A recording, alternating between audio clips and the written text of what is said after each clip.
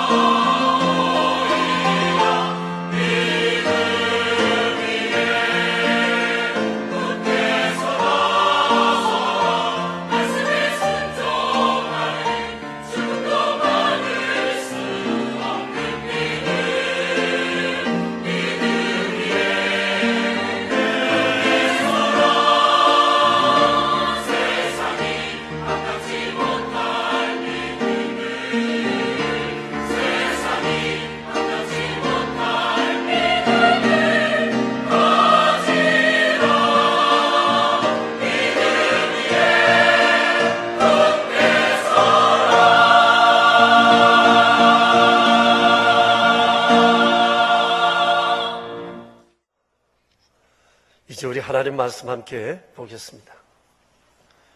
마태복음 22장 37절에서 40절입니다.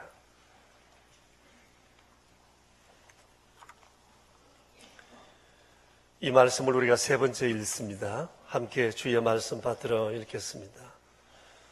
예수께서 이르시되 목숨을 다하고 뜻을 다하여 주 너의 하나님을 사랑하라 하셨으니 이것이 크고 첫째 되는 계명이요 둘째도 그와 같으니 내 이웃을 내 자신과 같이 사랑하라 하셨으니 이 두 계명이 온 율법과 선지자의 강령이니라. 아멘. 지난주 토요일 저녁에 식사를 하고 난 다음에 제 아들이 제게 이렇게 묻는 겁니다. 아빠, 이번 주 말씀 주제는 뭐예요? 여전히 Love God, Love People입니까? 제 아들이 왜 이런 질문을 했는지 전 잘 모르겠습니다. 그 이유를 물어보지는 않았지만 제 혼자 생각엔 내일 또 기대합니다. 이런 말로 들렸습니다. 제가 제 아들 마음을 제대로 읽은 건가요? 여러분, 오늘 또 사랑을 주제로 말씀을 전하게 됐습니다. 11월 30일부터 지금까지 한 8번의 말씀을 우리가 이미 묵상을 했습니다. 인생에 있어서 가장 중요한 삶의 주제가 있다면 그것은 사랑이라고 생각합니다. 사랑이 삶의 전부라고 생각해요. 우리는 사랑으로 인생을 시작하고 평생을 사랑하다가 사랑하면서 인생을 마무리하게 됩니다. 여러분 생각해 보세요. 가정이나 사회나 국가에 모든 것은 다 있는데 사랑이 없다면 얼마나 그 삶이 삭막할까요? 인생을 맛깔나게 하는 것, 그것은 사랑이라고 생각되어집니다. 이런 생각을 해보았습니다. 세상을 살아가는 모든 사람들에게 공동 목표, 삶의 공동 과제가 하나 있는데 그것은 곧 사랑을 할 줄 아는 사람이 되자는 것이 아닌가, 그런 생각을 했습니다. 오늘도 이 세상에는 수많은 교육이 행해지고 있습니다.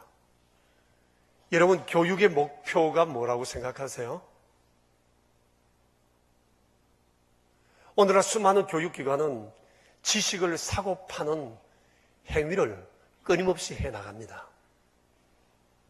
우리가 교육받는 목표를 더 나은 지식, 더 나은 취업,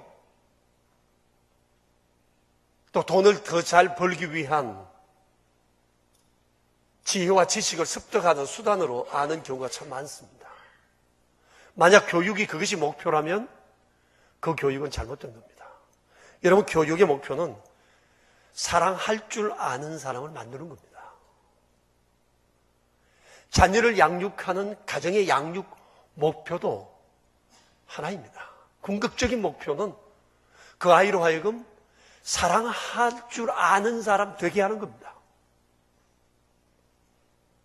신앙의 궁극적 목표도 사랑할 줄 아는 사람 되게 하는 겁니다.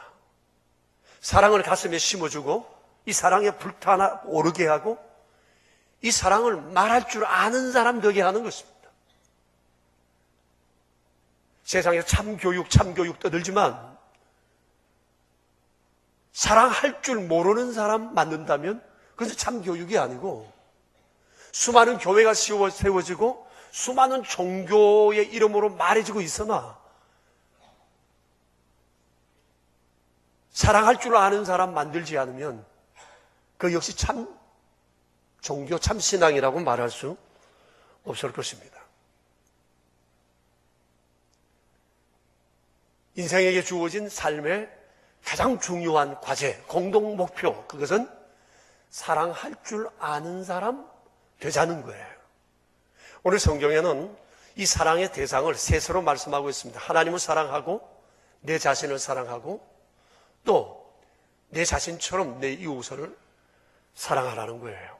그런데 이 사랑이 가능하기 위해서 우선 되어지는 사랑 경험은 하나님 사랑 경험입니다. 하나님이 나를 얼마나 어떻게 사랑하셨는지를 아는 거예요. 여러분, 우리는 하나님이 날 사랑하신다는 것을 알고 있습니다. 그래서 경험했습니다. 아멘입니까? 여러분, 그러면 하나님은 나를 어떻게 사랑하셨죠? 공개적으로 말씀하시기 못하시면 옆 사람과 한번 얘기 한번 나눠보시겠어요? 나는 하나님께 이렇게 사랑을 받았다 한번 얘기를 나눠보십시오. 저를 쳐다보지 말고 옆 사람에게 하나님은 나를 이렇게 사랑하셨다는 것을 얘기를 좀 해보세요.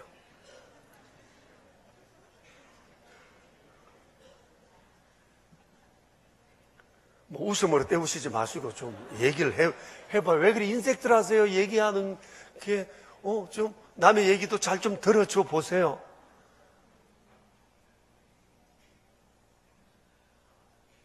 모르는구나.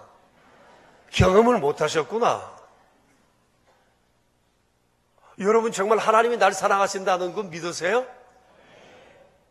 어떻게 경험하셨어요, 그 사랑을? 그러면 우리가 지금까지 주의 말씀을 보았던 것 성경대로 한번 얘기 한번 해볼까요? 자, 하나님이 우리를 어떻게 사랑하셨어요? 하나님은 온 천지 만물을 지으시고 우리에게 사용 권한을 주셨어요. 내가 너희에게 이 모든 것을 주노라 하셨습니다. 사랑의 속성 가운데 제일 중요한 게 주는 거예요. 주고 또 주고, 주었는데도 또 주고 싶은 게 사랑입니다. 사랑하면 이런 마음이 생겨요. 자꾸 퍼주고 싶어요. 하나님께서 이 천지를 조성하시고 이것을 다 주노라고 하신 것은 하나님이 우리를 사랑하신 아주 중요한 증거예요. 여러분, 지금 내가 가진 모든 것 하나님이 내게 주신 것이라 생각하십니까? 그렇다면 그것을 감사해 보세요. 내 몸부터 내가 가진 모든 것 감사할 때 하나님은 더 큰 사랑을, 더 큰 감사거리를 우리에게 주실 거라고 생각합니다. 하나님은 날 또 어떻게 사랑하셨죠? 독생자를 보내어 주셨어요. 하나님께서 친히 이 땅에 오셔서 우리를 눈높이로 사랑하셨어요. 왜죠? 우리를 구원하시고 자녀 삼아주시고 우리를 새로운 피조물 되게 하시기 위해서 있습니다. 하나님은 또 우리를 어떻게 사랑하셨어요? 우리가 연약할 때, 우리가 경건하지 못할 때, 그리고 하나님에 대해서 원수짓거리 행할 때도 사랑하셨고 우리의 허물을 용서하셨습니다. 하나님은 또한 우리의 허물에 대해서 일체 오래 참아 주셨습니다. 그리고 또 뭐라고 그러셨어요? 우리에게 세상을 살아갈 만한 능력을 부여해 주셨다고 하셨어요. 또 우리를 하나님의 거룩한 일 할 수 있도록 직분을 주셨다고 했어요. 임마누엘 하신다 하셨어요. 그러니까 영생을 주신다고 말씀하셨습니다. 여러분, 하나하나 너무너무 대단한 거예요. 세상의 그 어떤 것으로도 이것을 구할 수도 살 수도 없는 겁니다. 하나님은 이렇게 놀라운 것을 우리에게 값없이 선물로 주신 것입니다. 우리는 하나님으로부터 받은 게 너무 많아요. 이 모든 것 하나님은 우리에게 주셨어요. 하나님께서 이 모든 것을 내게 주셨다. 하나님은 정말 나를 사랑하신다는 것을 알게 될 때 우리 안에 이런 깨달음이 하나 생깁니다. 와, 내가 정말 대단한 사람이구나. 정말 내가 소중한 사람이구나. 내가 나 자신을 좋아하게 되는 이런 믿음의 반응이 우리 안에 생기게 된다는 겁니다. 여러분, 모세가 하나님의 이 사랑을 알고 나서 인생을 새롭게 시작했습니다. 그가 온 백성들을 모아놓고 이렇게 말한 적이 있습니다. 세상에 우리같이 하나님의 사랑을 입은 사람이 또 누가 있는가라고 했습니다. 다윗도 그랬습니다. 그가 하나님의 사랑에 감격해서 시편 8편에서 이렇게 고백했어요. 여호와 우리 주여, 사람이 무엇이기에 주께서 저를 생각하시며 인자가 무엇이기에 주께서 저를 돌보시나이까. 그를 하나님보다 조금 못하게 하시고 영광과 존귀로 관을 씌우셨나이다. 여호와는 나의 목자시니 나는 부족함이 없도다. 생각해 보세요. 모세나 다윗의 마음은 하나님의 사랑으로 인해서 행복이 아주 철철 넘쳐요. 자존감이 그들 속에 가득 차 있는 것을 보게 돼요. 하나님이 나를 사랑하신다는 것을 경험할 때 경험한 모든 사람들 가운데 일어나는 변화는 자존감이에요. 나 자신이 정말 소중한 존재고 존귀한 자라고 하는 것에 대한 새로운 깨달음이 그에게 있는 것입니다. 여러분, 세상의 사람들의 많은 문제는 이 자존감에서부터 비롯된다고 생각합니다. 자존감이 결여되었을 때 이것은 사회에 또 다른 악을 만들고 잘못된 자존감을 가질 때 사회에는 관계가 어려워져요. 그런데 이 진정한 자존감을 우리가 어떻게 가지느냐? 하나님이 나를 보시는 그대로 나를 볼 때 내 안에 참된 자존감이 생기게 됩니다. 여러분, 이게 굉장히 중요합니다. 여기는 우리 모두는 형편이 달라요. 그런데 우리가 서로 다른 형편으로 서로를 바라보면 내 안엔 자존감이 아니라 자존심이 상하기도 하고 자책감이 생기기도 하고 열등감이 생기기도 해요. 그러나 다른 사람과 비교도 하지 말고 남이 나를 보는 대로 나를 보는 것이 아니라 하나님이 나를 보시는 대로 나를 보기 시작하면 내가 달리 보이기 시작해요. 여러분, 모세를 한번 생각해 보십시오. 모세가 호렙산 떨기 나무 가운데서 하나님을 만나기 전까지 모세는 열등감이 참 많았던 사람입니다. 나이가 많다는 것이 그에게 열등감이었어요. 당시 그의 나이 80이었습니다. 좋은 시절 다 지나갔습니다. 그리고 그는 40년 전에 애굽에서 살인한 후에 두려움으로 도망쳐 온 것이 지금 미디안 광야입니다. 성경의 전후 사정을 읽어볼 것 같으면 모세는 이곳에 살면서 주변 사람들이나 자기 가족들에게 자기의 출생의 비밀을 얘기하지 않았던 것 같습니다. 그리고 자기 과거에 대해서도 얘기하지 않았습니다. 상당히 두려움과 위축된 삶을 살았습니다. 행여나 길 지나가는 나그네를 만났을 때 저가 나를 알아보지 않을까에 대한 사람 만남에 대한 두려움도 있었습니다. 그래서 그는 맨날 장인의 양을 가지고 미디안 광야만 오고 갔던 사람이었습니다. 사람으로부터의 도피, 그 안에 이런 열등감이 있었습니다.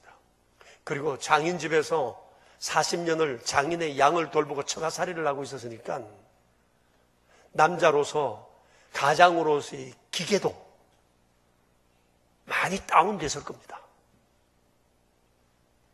그리고 그 스스로 말하기를 나는 말을 잘 할 줄 모른다 그랬습니다. 정말 모세가 말을 잘 하지 못하는 사람이었을까요? 애굽에 40년 있으면서 그런 애굽의 최고 양질의 교육을 받은 사람입니다. 왕자로서 앞으로 나라를 이끌어갈 지도력을 배운 사람입니다. 왜 그가 말을 못했겠어요? 모세는 지금은 말을 할 줄 모른다고 얘기합니다. 아마 엄청난 충격적 사건을 통해서 실어증을 경험했을지도 모릅니다. 사람들 앞에 나서는 것이 두려웠을지도 모릅니다. 사람들 앞에 서서 무슨 말을 해야 될지도 모를 이런 두려움이 그에게도 있었을 것입니다. 아마 자신감이 결여되었기 때문일 수 있어요. 자, 보세요. 이처럼 모세는 그 안에 열등감이 많았던 사람입니다. 이러한 그를 하나님께서 부르셨습니다. 그리고 주께서 그에게 이렇게 말씀하셨습니다. 내가 너와 함께 하겠다. 너는 더 이상 너가 약하다, 말 주변이 없다 하지 말라. 내가 내 입에 할 말을 주겠다고 말씀을 하셨습니다. 하나님과 모세 사이에 옥신각신했지만 그날로 모세는 새롭게 태어났습니다. 하나님이 자기를 보시고 자기를 인정하시고 자기에게 말씀하시는 그대로 자기를 보기 시작한 것입니다. 그 이후에 모세가 40년을 더 살았는데 그 40년 모세를 지탱해 준 것은 지난 80년의 세월의 무게가 아니라 호렙산에서 만나셨던 그 이후 하나님께서 자기에게 말씀해 주셨던 그 말씀, 약속, 이런 것들이 모세의 인생을 지탱하는 힘이 되었던 것입니다. 많은 어려운 상황들이 있어서도 모세는 하나님께서 자기를 생각하시는 그대로 생각하고 그 40년의 세월을 보내게 되었던 것입니다. 이렇게 모세가 출애굽하고 난 다음에 3개월쯤 되었을 때 출애굽기 19장에 보면 하나님께서 모세를 산 위로 올라오라 하셔서 이렇게 말씀하셨습니다. 내가 어떻게 애굽에서 너희를 인도하여 낸 것과 내가 어떻게 독수리 날개로 너희를 업어 내게로 인도하여 낸 것을 너희가 보았느니라.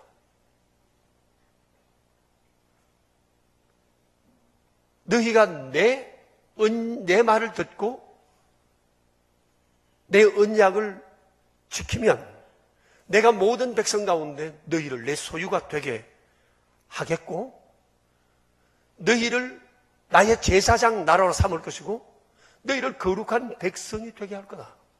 너는 가서 이것을 백성들에게 전하라고 했습니다. 그날 산 위에서 주의 말씀을 듣는 중에 모세는 다시 한번 자기 자신을 추스릴 수 있었을 것입니다. 이것은 신분에 대한 보장이요 미래에 대한 보장이었기 때문입니다. 그리고 백성들에게 와서 하나님이 우리에게 대해서 이렇게 말씀하셨다고 했을 때 백성들 역시도 삶에 큰 용기를 얻었을 것입니다. 하나님이 정말 우리를 사랑하신다고 하는 것에 대한 확신을 그들이 가질 수 있었기 때문입니다. 그럼에도 불구하고 모세 외에 다른 많은 백성들은 하나님의 사랑을 믿는 일에 자주 흔들렸습니다. 물이 없어도 흔들렸고 먹을 게 없어도 흔들렸고 두려운 일이 생겨도 흔들렸고 광야 생활이 지루할 때도 흔들렸어요.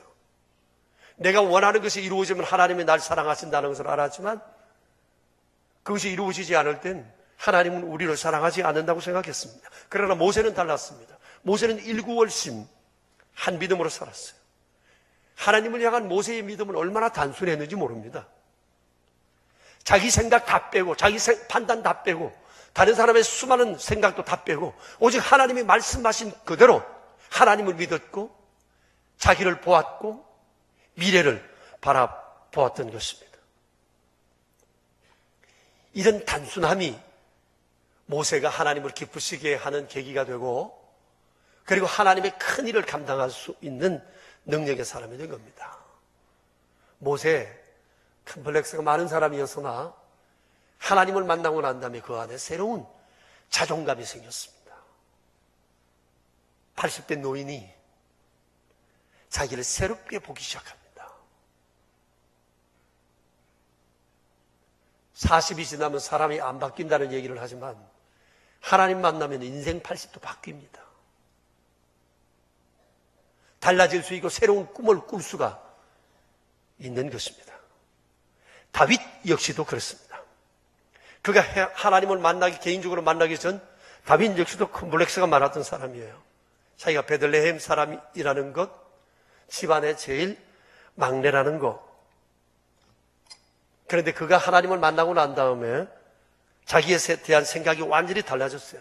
좀 전에 말씀드린 것처럼 시편 8편의 말씀만 봐도 그렇잖아요.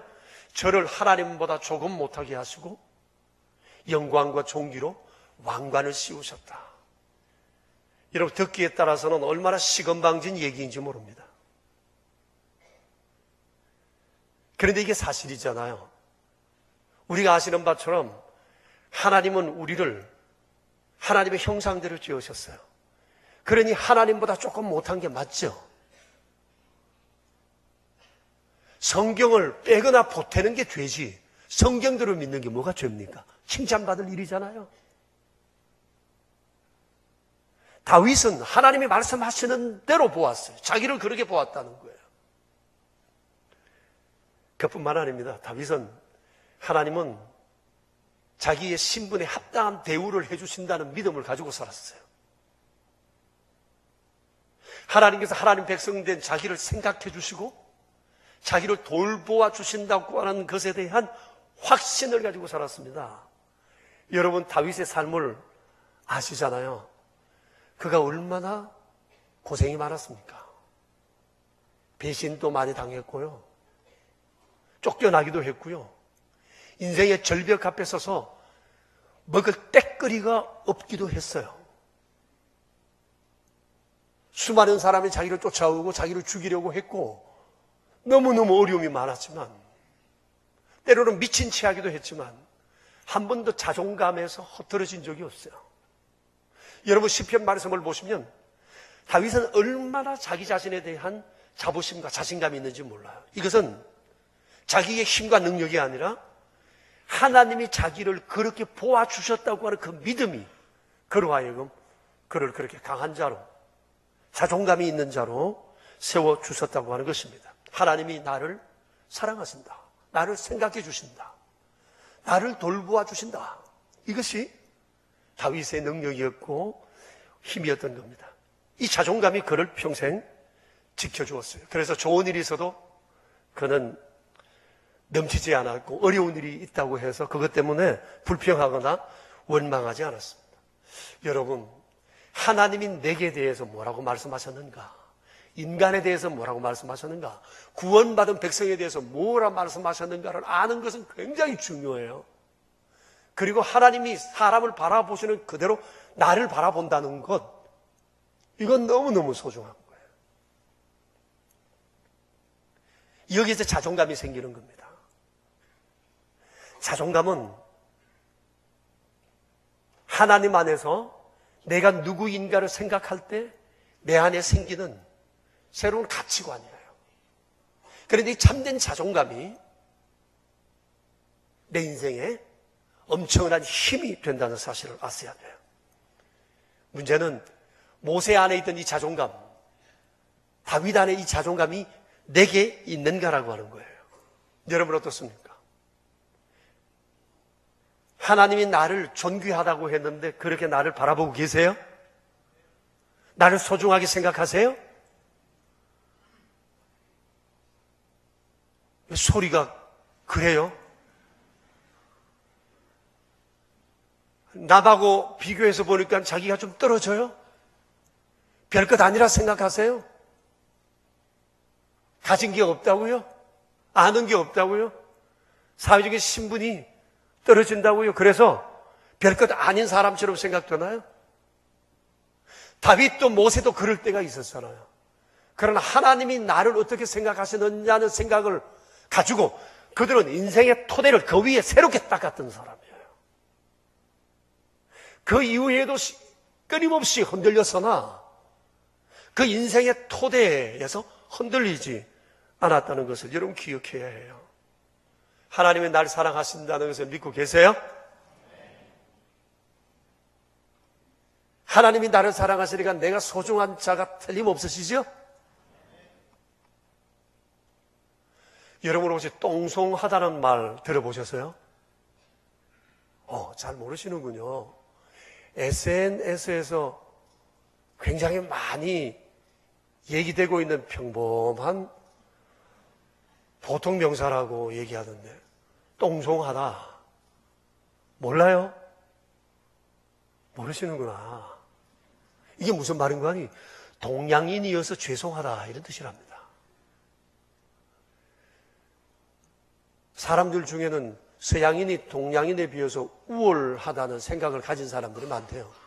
그래서 동자라는 이 말을 좀 부정적 의미의 똥을 써가지고 똥송하다고, 동양인이어서 죄송하다 이래서 똥송하다 이런 말을 쓴대요. 왜 사람들은 서양인들을 보면 동양인보다도 우월하다는 생각을 가지게 될까요? 그들의 외형적 모습이나 그들이 살고 있는 여러 가지 환경들 때문에 그렇지 않나 생각합니다. 그래서 동양인과 서양인들이 서로 만나서 연애하고 사귀는 것을 자랑스럽게 만든 사이트가 있답니다. 그럼 나는 서양인과 사귄다. 이걸 거기 사진을 올려놓고 그러면 그걸 보는 대한민국 동양인들은 전부 다 댓글을 다는데 똥송합니다 라고 쓴다는 겁니다. 세상에 뭐 이래요? 여러분 기분 나쁘지 않으세요? 대한민국 국민 정도면 똥송해야 할 이유가 하나도 없어요. 아니 어떤 사람은 애를 세상동에 놓고 이름도 대한민국 만세라 지었더만요. 여러분 대한민국 국민 만세예요. 그런데 오래전에 미국의 사회심리학자인 올포트라는 사람이 이런 연구 결과를 발표한 적이 있는데 미국의 남자 대학생 90%, 여자 대학생 91%가 신체적 컴플렉스가 많대요. 그러니까 미국의 젊은이들은 동양인 대한민국 젊은이들을 보면 위축이 되는 것 같아요. 자기 자신에 대해서 자신감이 없어요, 젊은이들이. 특히 자기 신체에 대해서. 그렇잖아요. 뭐 죽은 게 득지득지 많고 크고 뭐 좀 그렇지요. 비율이 잘 안 맞고 뭐 그런 거 많이 안 봤습니까?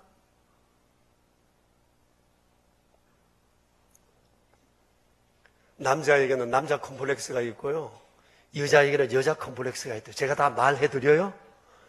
알아서 생각하세요. 여러분, 그러고 보면 세상엔 컴플렉스 없는 사람 아무도 없어요. 열등감 없는 사람 아무도 없습니다. 그런데 이 모든 컴플렉스가 불신앙에서부터 비롯됐다는 것을 아셔야 됩니다.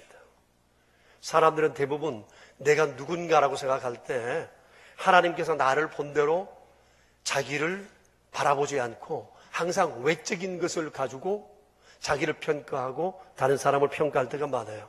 생활 수준을 가지고 서로 평가하거나 내밀 만한 명함이나 이력이나 사회적 능력이나 소유의 정도나 배움, 학식, 명성, 그리고 또 나아가서 남보다 좀 예의 바르다거나 좀 더 도덕적이라거나 선행을 많이 했다거나 이런 것 등등을 다른 사람과 비교하면서 우월감을 가지기도 하고 때로는 열등감을 가지기도 한다는 겁니다. 이것은 잘못된 자기 인식이에요. 그런데 여러분, 솔직히 생각하면 우리들에게는 바꿀 수 없는 것들이 너무 많아요. 출생을 바꿀 수가 없어요. 내 아버지 어머니를 바꿀 수 없습니다. 괜히 남의 아버지 어머니 부러워할 거 하나 없어요. 영원한 내 아버지 어머니예요. 출신도 바꿀 수가 없어요. 고향. 아닌 척 하지 마세요. 난 울릉도 촌놈입니다.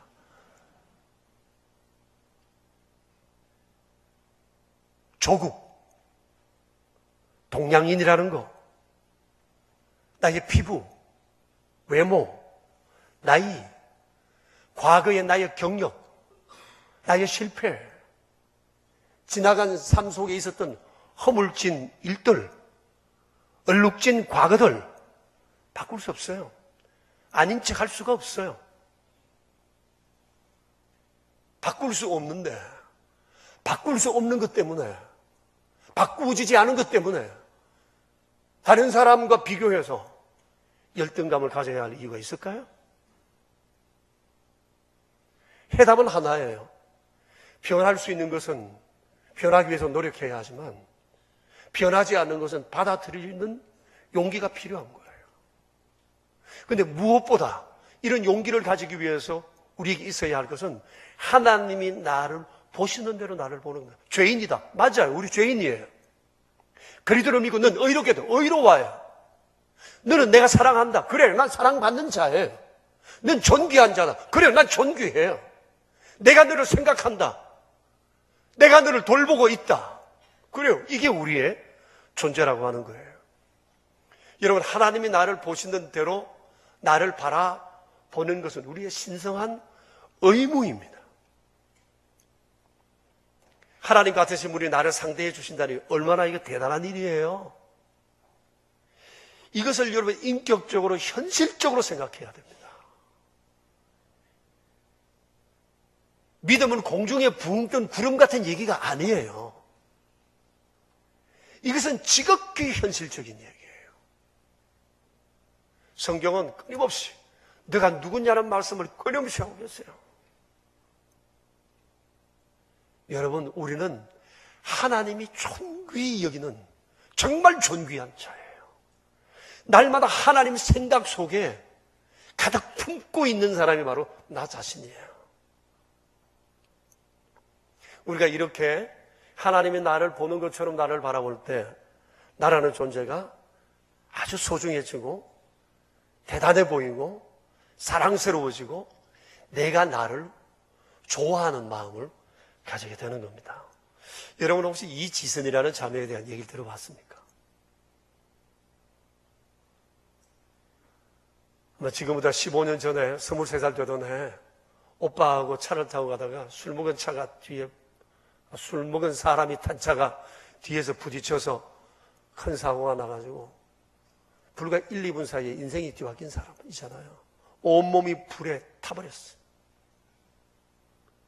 정말 절망스러운 상황 가운데 있었지만 다시 절망 속에서 일어난 자매입니다. 원래 30대 후반이 되었는데 그동안 9년 동안 40분 수술을 했어요.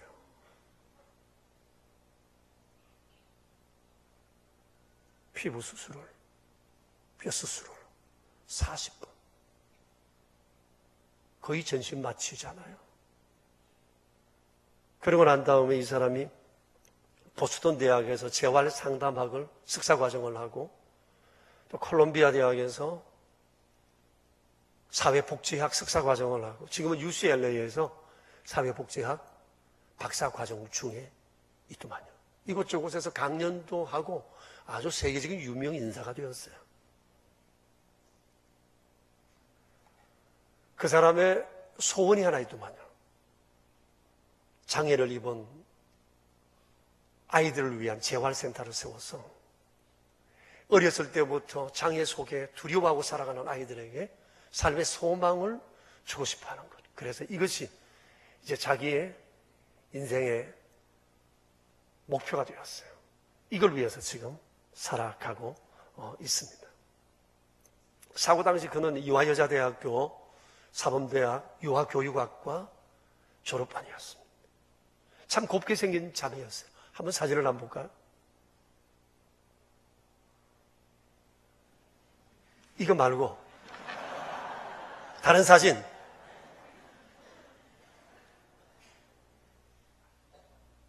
참 곱죠?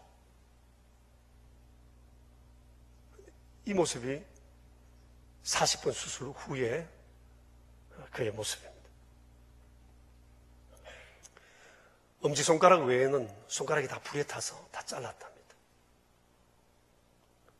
오른팔은 다쳐서 짧아져서 오른손잡이가 왼손잡이가 되었고 눈꺼풀도 타버려서 새로 만들었다고 합니다. 사고 난 지 8개월 되어서야 비로소 입을 다물 수 있었답니다. 그 전까지는 입을 다물지 못해서 침도 흐르고 계속 수건을 물고 살아야 됐답니다. 손가락도 그때서야 움직일 수 있었고 눈도 그때서야 감을 수 있었다고 합니다. 그 고통은 이루 말할 수가 없었을 것입니다. 내 몸에 있는 살을 떼어서 이곳저곳 붙여야 됐으니까 그 아름다운 처녀의 몸은 성한 데가 없었을 것입니다. 사고 나던 날 숨을 제대로 쉴 수 없어 앰뷸런스를 타고 오면서 옆에 있던 오빠에게 그랬답니다. 오빠, 내가 이러고도 살 수 있을까? 차라리 나 죽여줘. 근데 이 오빠가 정말 앰뷸런스를 타고 오다가 동생을 안고 한강에 떨어져서 죽을까? 그런 생각도 했대요. 그래도 불구하고 계속 앰뷸런스 안에서 주기도문을 하나님 앞에 올려드렸다고 그럽니다. 그런데 그렇게 살아서 지금 희망 전도사가 되었습니다. 이렇게 치료해 오는 과정 중에 지금도 길을 지나면 그는 듣지 말아야 할 수많은 얘기를 듣는답니다. 아이들은 자기를 보고 괴물이라고 그러는데 사람들을 혐오스럽고 징그럽다고 해서 같이 밥을 먹으려고 하지를 않고 바로 바라보려고 하지를 않는답니다. 혀를 차면서 저런 모습으로 어떻게 살아? 차라리 죽지 라고 하는 사람들도 있대요. 그런데 이 지선수는 장애가 불편할 뿐 불행한 것은 아니라고 생각을 한답니다. 이경규 씨가 하는 힐링 캠프에 한번 초대를 받아 나갔었는데 이경규 씨가 이렇게 질문을 했어요. 예전의 모습으로 돌아갈 수 있다면 정말 그렇게 되고 싶으냐? 그때 이 지선수는 너무도 단호하게 아니요. 왜냐하면 나는 지금이 너무 행복하기 때문입니다. 라고 했답니다. 그의 책을 보면 자기가 행복한 이유에 대해서 구구절절 많은 얘기를 해요. 정말 진심으로 나는 행복하다는 그 느낌이 이렇게 와쳐요. 사고 전에는 하나님에 대해서 잘 몰랐대요. 10년 동안 교회를 나갔는데 온 가족이 하나님의 은혜도 모르고 하나님의 사랑에 대해서도 제대로 알 수가 없었대요. 근데 사고 나면서 자기는 새롭게 눈이 열려 자기를 새롭게 보게 됐답니다. 그날 오빠 나 살고 싶지 않아 차라리 죽여줘 라는 말 한 번 빼고 그 뒤로는 죽어야 되겠다는 생각 한 번도 해보지 않았고 하나님 안에서 자기가 얼마나 하나님의 사랑받는 존재인지 생각하면서 자기를 소중히 보려는 그런 마음 훈련을 많이 하게 되었더라고 얘기를 합니다. 만일 하나님이 아니 계셨다면 서울을 다 준다고 해도 이 나라를 통째로 준다고 해도 자기에게 보상이 될 수 없고 위로가 될 수 없었을 거라고. 사고를 낸 그 사람이 한 번 멀쩡하게 찾아온 다음에 보험이 다 해결해 준다고 얘기를 했을 때 그를 용서할 마음을 가진 것, 분노하는 마음이 한 번도 생기지 않은 것도 하나님의 사랑을 알고 나서 그렇게 되었다고 얘기를 합니다. 젊은 날 이지선의 꿈도 보통 처녀들이 가지는 꿈이었답니다. 이쁘게 꾸미고 싶고 좋은 대학 나와 좋은 남편 만나 남들이 부러워하는 삶을 사는 것이었답니다. 예쁜 게 다인 줄 알았대요. 근데 사고를 통해 진짜 중요한 축복은 보이지 않는 것에 있다는 사실을 그가 비로소 깨달았답니다. 그 아픔과 겪은 고통과 장애를 통해서 그 삶 속에 새로운 가치관이 생긴 겁니다. 무엇을 위해 살아야 할지, 무엇을 중요하게 생각해야 할지 이런 생각이 그 안에 생기게 됐답니다. 믿음이 없었다면 도무지 극복할 수 없었던 환경이었는데 하나님은 사고 10년 전에 우리에게 믿음 주신 것은 이 사고를 잘 극복해내기 위한 예비하심이었다고 그렇게 생각을 했더만요. 그러면서 앞으로의 자기 인생이 너무너무 기대된대요. 하나님께서 자기를 어떻게 사용하실지. 이 몸이기 때문에 만날 수 없는 수많은 사람을 자기는 이제 만날 수 있을 거라는 거예요. 자기의 몸이 이렇게 됐기 때문에 남들이 할 수 없는 그 일을 자기는 이제 하게 되었다는 거예요. 그래서 나는 하나님의 VIP라고 얘기를 합니다. 왜? 나는 하나님의 가장 소중한 존재예요. 하나님이 지극히 보살펴 주시고 내게 큰 관심과 배려를 가지고 계시고 나를 향해 하나님이 하시고자 하시는 그 원대한 뜻을 두고 행하실 것이기 때문에 자기는 하나님의 VIP가 틀림없다고 얘기를 한답니다.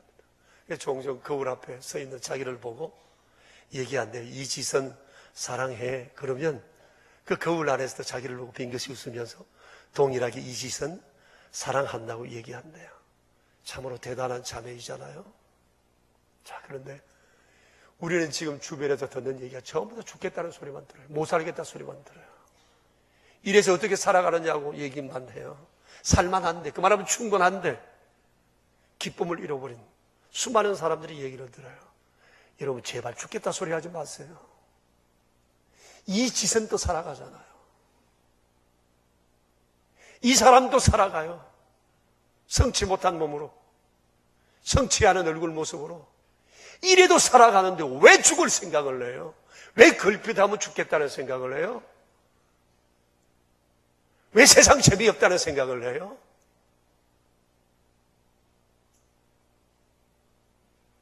세상이 보는 나를 그대로 받아들이기 때문이에요. 하나님께서 나를 보시는 나를 바라보아야 하는 것입니다. 여러분, 우리는 날마다 변하고 있어요. 때로는 더 좋게 변하기도 하고 때로는 더 나쁘게 변하기도 해요. 내가 무슨 말을 먹느냐, 무슨 생각을 가느냐에 따라서 나는 나쁘게도 변할 수 있고 좋게도 변할 수 있어요. 기왕이면 우리 좋게 변해야 되지 않겠습니까? 자기에 대해서 자신이 없으신 분 혹시 여기 계십니까? 인생 재미없다고 생각하고 죽어야 되겠다고 이제 삶을 포기해야 되겠다고 생각하시는 분이 혹 여기 계십니까? 새롭게 시작하세요. 하나님 안에서 내가 누구인가를 다시 한번 생각해 보세요. 여러분, 나는 내가 생각하는 것보다 훨씬 더 좋은 사람이에요. 나는 내가 생각하는 사람보다도 훨씬 더 위대하고 내가 생각하는 나보다도 훨씬 더 가능성이 있고 소망을 가진 사람이에요. 내 꿈은 요만한데 나를 품고 계시는 하나님의 꿈은 너무너무 커요. 내가 가진 내 꿈은 아직까지 눈에 안 보이는데 하나님은 이미 보일 듯이 계획을 가지시고 우리를 이끌어가고 계세요. 나 있는 대로 나를 보면 나는 없어요. 별것 아닌 존재예요. 그러나 하나님 안에서 나를 바라보면 나는 정말 다른 존재로 서 있는 거예요.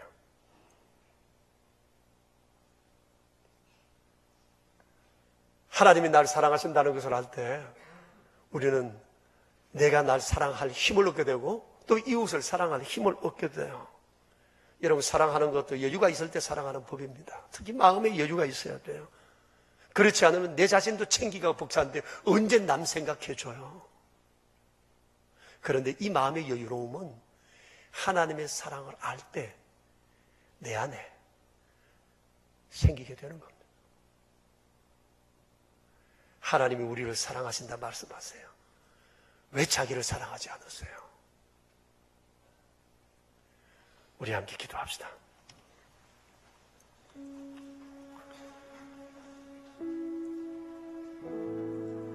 여러분, 열등감 없는 사람 아무도 없고요. 다른 사람과 비교하면 자기 자신이 교만할 수도 있고 또 형편없이 여겨질 수도 있어요. 하나님 안에서 내가 누군가를 바라봅시다. 남이 나를 어떻게 생각하느냐, 그거 중요하지 않아요. 내가 지금 가진 것으로 자기 자신을 판단하지도 마세요. 하나님은 나를 어떻게 보시나. 이것이 내 인생을 바꾸어 줄 것입니다. 이 사랑이 또 다른 사람을 세워갈 힘을 갖게 할 것입니다. 우리 함께 이 시간 자신을 돌아보며 기도합시다. 주님, 감사합니다. 주께서 사랑해 주시고 아버지의 사랑을 주시고 주옵소서.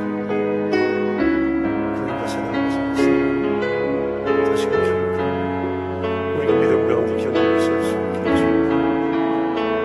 오 하나님, 오 하나님,